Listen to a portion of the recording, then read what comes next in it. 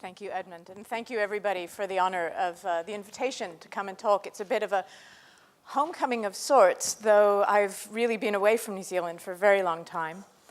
My talk is about surgical technology, so I will apologize to the squeamish in the audience. It's hard to talk about surgical technology without showing some surgical videos, so there will be a few, but they're hopefully not too bad.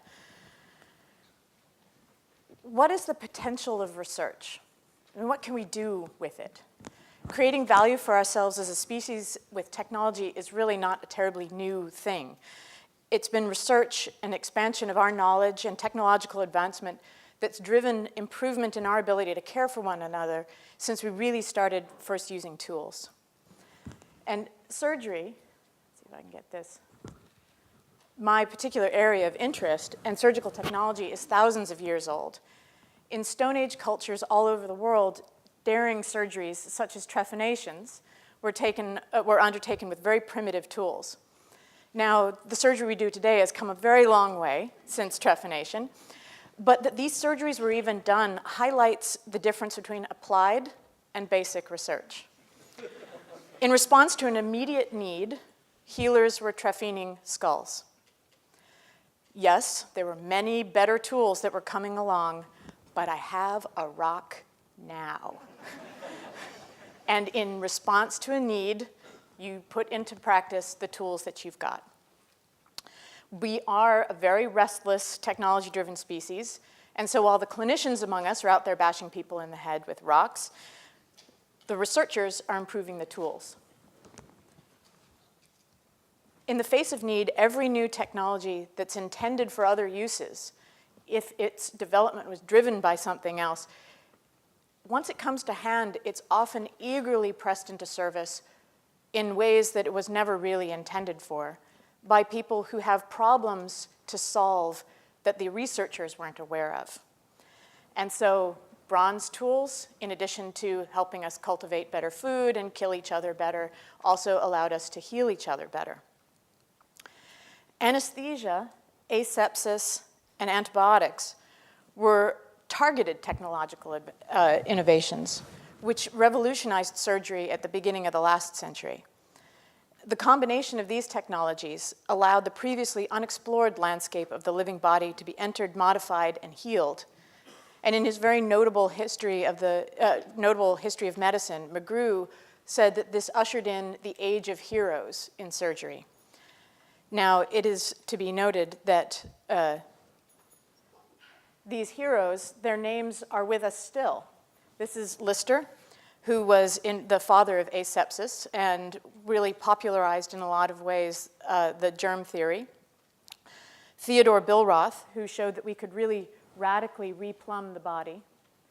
He did lots of surgery on the gut, and surgeries bearing his name are still done today.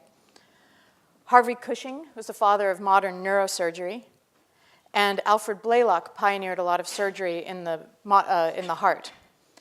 And these men took surgery in new and daring directions, and they used these tools to enable technology on the gut and the brain and the heart, and diseases that were previously untreatable had a surgical cure, but their work would have been impossible if it were not for the scientists that handed them those tools. And these historic big surgeries really left their mark. These new capabilities continually unmask the next set of questions that need to be answered, the new problems that need to be solved. When you've prevented someone from dying, but you've damaged them terribly in the process of saving them, you really haven't fully given them their life back. But you've done well, not quite well enough.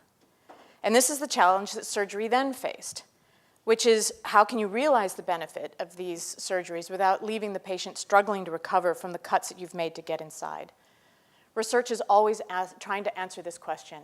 Okay, pretty good, how can we do better? So technologies that, unlike anesthesia and asepsis, which were very targeted for medicine, technologies that were targeted at something completely different caused the next radical shift in surgery. Endoscopes, for looking inside the body, had been around since the late 1800s. Rod lenses, another enabling technology since the 1950s. But it was the invention of the CCD camera, lightweight video camera, that actually enabled the minimally invasive surgical revolution. You were able to then take small instruments and a small camera, look through that rod lens, and be able to do surgery inside the abdomen through very small incisions. In the late 1980s, the first widespread adoption of minimally invasive surgery started, and by the 1990s, a majority of surgeries, like a fairly simple gallbladder removal, were being done laparoscopically. But very complicated surgeries were still being done with open surgery because of the limitations of these tools. There was a really big gap between what people wanted to be able to do minimally invasively and what people could do. So the Vinci surgical robot was introduced into this gap, and I warn you, the videos are coming up. Robotic technology was used to restore the full capability of the surgeon's hand on the other side of a small incision. These instruments are controlled directly by the surgeon's hands at the console. And for every motion that the surgeon makes, these little mechanical hands inside the body make the exact same analogous motion. This is doing surgery the way you would through a very large open incision, but through very small ones.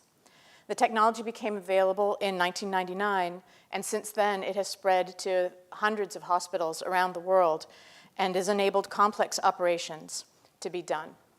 So this is all that technology, though, that you have to put between the business end, that little instrument, and the surgeon's hands to enable this very precise small surgery. So this is a scene from a prostatectomy. It's a surgery for the removal of the prostate deep in the pelvis, and it requires very, very precise dissection. You want to be able to see what you're doing, and you want to be able to dissect it very carefully. This is surgery on a beating heart. It's replacing a vessel that's bypassing a blockage without having to crack the sternum. You can go in between the ribs. And this is really a very major effect on someone who is trying to recover postoperatively. This is repairing a native mitral valve from the inside, again without cracking the sternum. And one of the nice things about being able to repair the valve instead of replacing it is that if it's that patient's native tissue, you don't need to put them on anticoagulants. You haven't given them a cadaveric valve. You haven't given them a porcine valve that they have any possibility of rejecting. And you don't have to put them on lifetime anticoagulants. So interestingly, the key foundational technology that went into building this robot was cobbled together from three sources. Government, in the form of a DARPA-funded program to develop battlefield robotics. That was done at SRI International. University research from the MIT AI laboratory. And commercial research out of the IBM research labs. Again, in areas of teleoperation and voice control that really weren't thought to be associated with medical. All of these were combined to make this commercial product. This tool also opened up the floodgates of a lot of additional exploration. Once again, surgeons are using this tool to solve the problems that the original tool makers didn't imagine. This was designed to be a cardiac machine, and the first big application it had was in prostatectomies, and gynecologic surgery has since surpassed urologic surgery in the number of procedures that are done worldwide. And there's about 200,000 Da Vinci procedures done every year in the world today. Intuitive famously took aim at the heart and hit kind of lower than that. So once again, these new capabilities are inevitably going to lead to the new questions. Okay, great, we've got a new surgical platform. Now what? Because for all the wow factor of a surgical robot, we're really only asymptotically getting back to what we gave up when we closed that big incision. When we had the big incision, the surgeon's eyes and the surgeon's hands were both looking inside the body. And we've put a huge amount of technology between that surgeon's eyes and that surgeon's hands and the tissue just to get back to what we had. So yes, it's a smaller incision, but are we doing anything really different? So how do we make an opportunity out of this necessity and take what we can do beyond a surgeon's eyes and beyond a surgeon's hands. So forget the age of heroes. If we can give people capability beyond what their usual senses are, we get to usher in the age of the superhero. Because superheroes imbued with technological superpowers, not necessarily capes and improbable physiques, but power of looking beyond what is the white light reflection of this tissue and being able to see it spectrally or being able to see through it with near infrared. So this is an image here from a cancer surgery. And one of the very complicated and difficult things in a cancer surgery is trying to figure out just where to cut. We talk about jargon. Well, to medical eyes, this is almost as baffling as to the untrained medical eye. It's just in colors of red and yellow, and where are the things that I need to cut out? Very subtle cues that are the difference between cancer and non-cancer. But what if we could highlight what we wanted to see? Contrast is key. Make it not just different shades of red and yellow, but bright when I'm supposed to be cutting that thing out. With new near-infrared vision technologies, we can inject dyes to trace the cancer, and tissue is very transparent in this near-infrared range, so we can see very deeply into the tissues.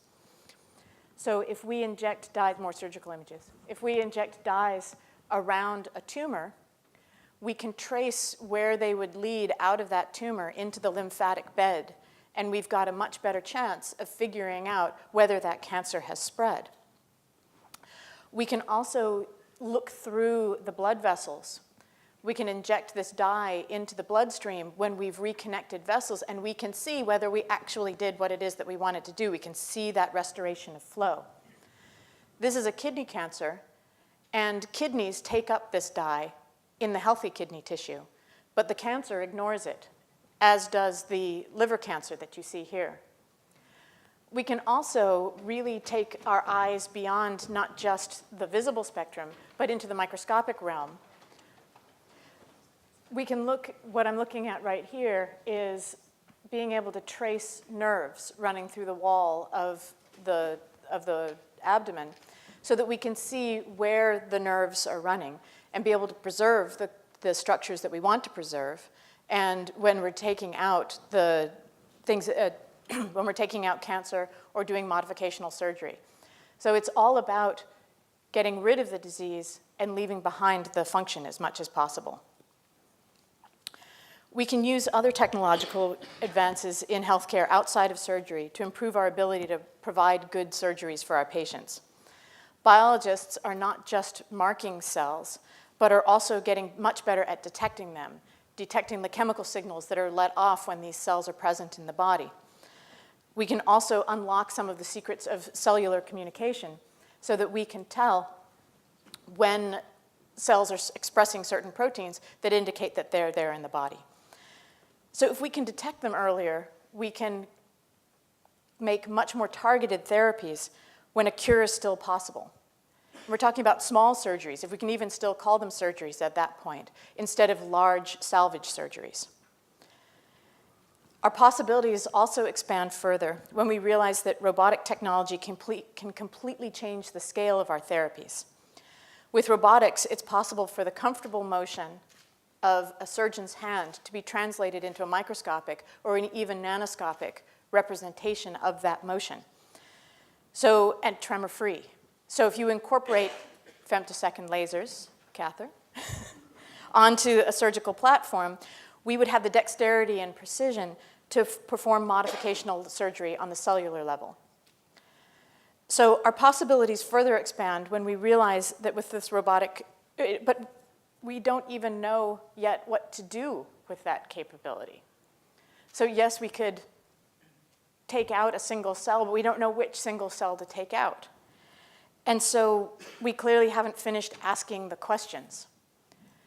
Each new capability says, yes, okay, then what can we do with that? And it unmasks additional areas for us to go and look so that we can start to figure out what could we do with these capabilities that we can start to postulate. But it really is, for a researcher, an unimaginable luxury to be able to consider these kinds of questions.